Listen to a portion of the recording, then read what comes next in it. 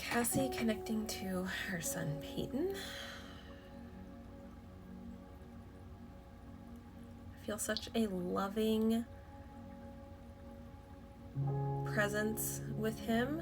He feels so kind and sweet and innocent with his energy. I also feel like he was strong and he was talented and had very many things in life, very many potentials that he could have fulfilled within his life that I don't feel like he got to, you all didn't get to see come to fruition. Does that make sense, Cassie?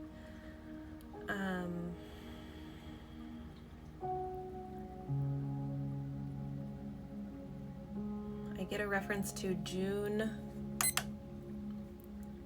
and July significantly with him, or a significance within the family with him.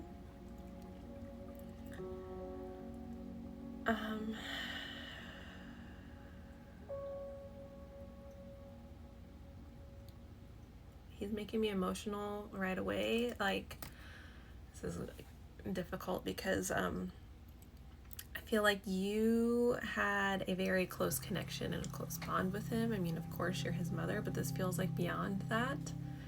This feels like whenever he needed something, you're there, and almost like he relied on you, or you relied on him as well. It's kind of like this mutual thing within your relationship that is, he just showed me a basketball as well. He just shows me like this feeling of you taught him so much and he taught you so much, and regardless of if you didn't see things eye to eye, it's like you were still always each other's constant and rock, and there's just such a loving energy from him, such a loving energy, and hugs always. I also just see butterflies as well coming through here. I'm getting a name like Sam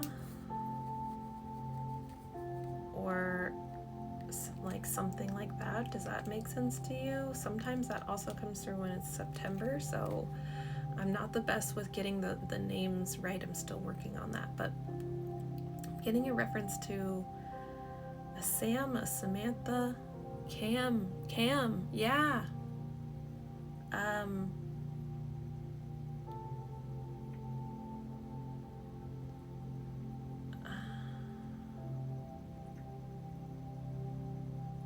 Someone very close to him. Would that make sense?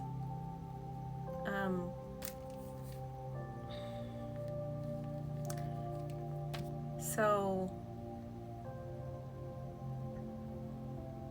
I feel like he's so like creative and athletic and adventurous and really wanted to live life, and it's like his life was just kind of beginning, if that makes sense. And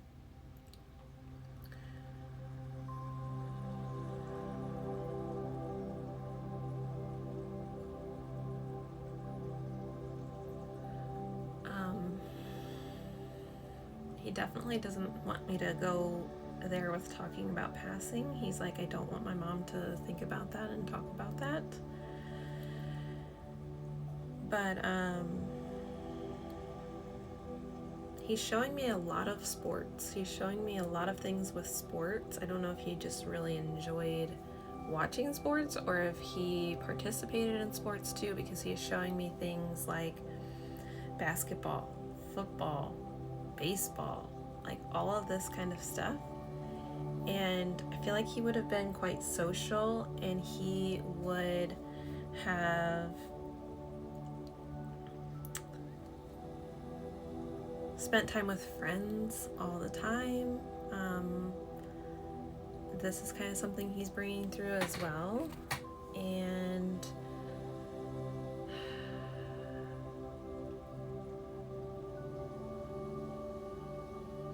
he has a connection to music too, and wants to bring through music as forms of comforting you.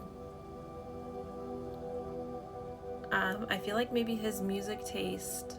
No, I'm not seeing your comments, love. I'm not seeing your comments, Cass. Last one I saw was Cam. So, if you can put an emoji with it or type in caps, that would help.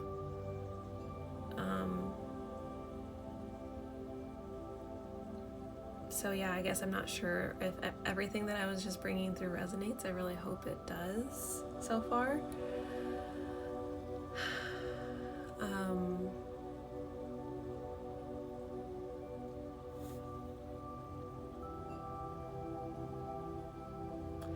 Cam is your grandbaby. Conceive the day my son passed. Please. Please. Oh my lordy bee. Wow. Born in June. Oh my goodness.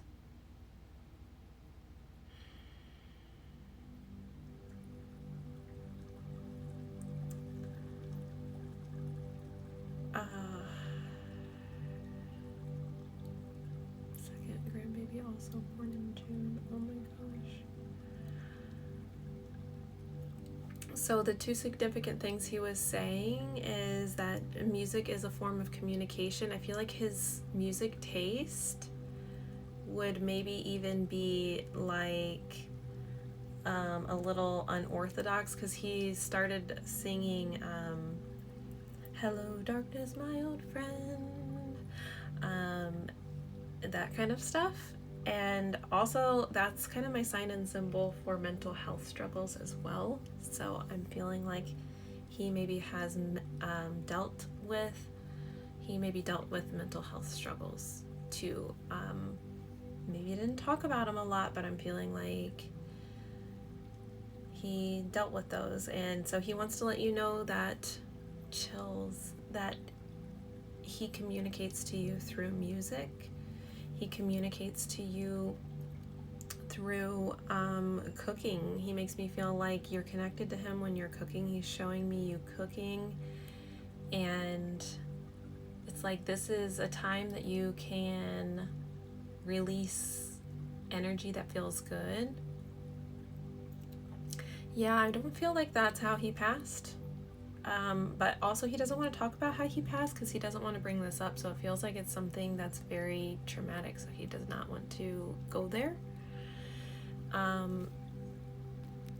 So unfortunately, I'm not going to go there. I don't think we need to go there. I think we've gotten enough. Like, he wants to keep it light and he doesn't want to cause you to be upset. So, yeah, when you're cooking, you're connecting to him too.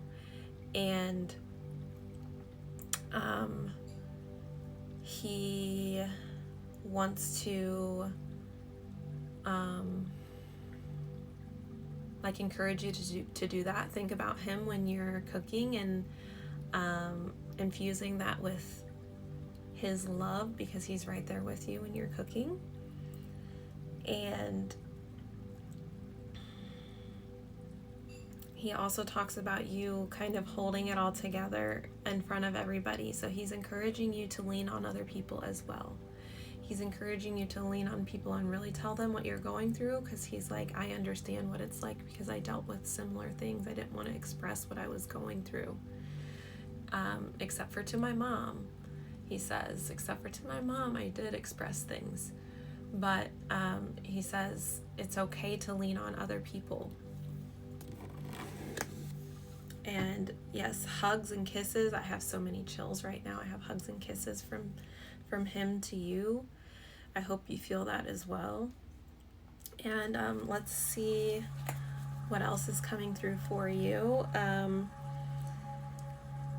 This is a time to allow yourself to process the things that maybe you haven't processed, because I know it's hard to allow ourselves to go through these like deep emotional things, but you're kind of being called to release those things that you've been holding in, you've been bottling up, and to allow them to flow through you so you can release them.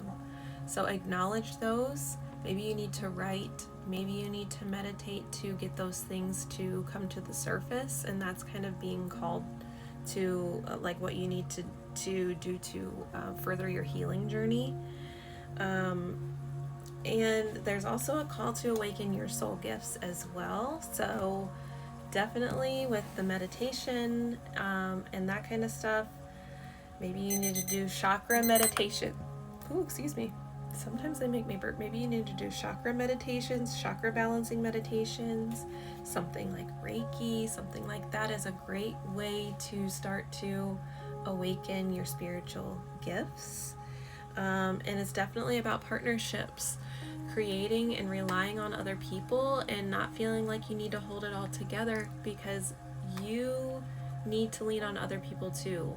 You're setting an example for other people, but you also need to have people rely on you too.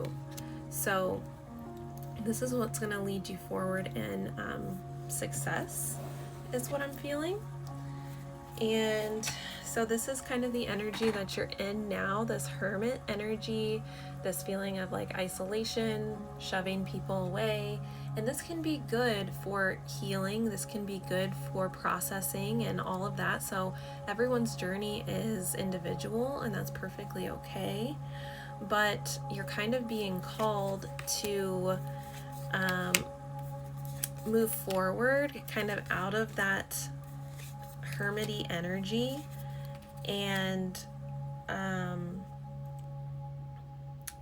putting the hard work into your healing, putting the hard work into discovering what you want to see out of life, to leave that emotional and mental turmoil behind, if that makes sense. I also see, I don't know what you're going through as far as relationships. This doesn't always relate to relationships.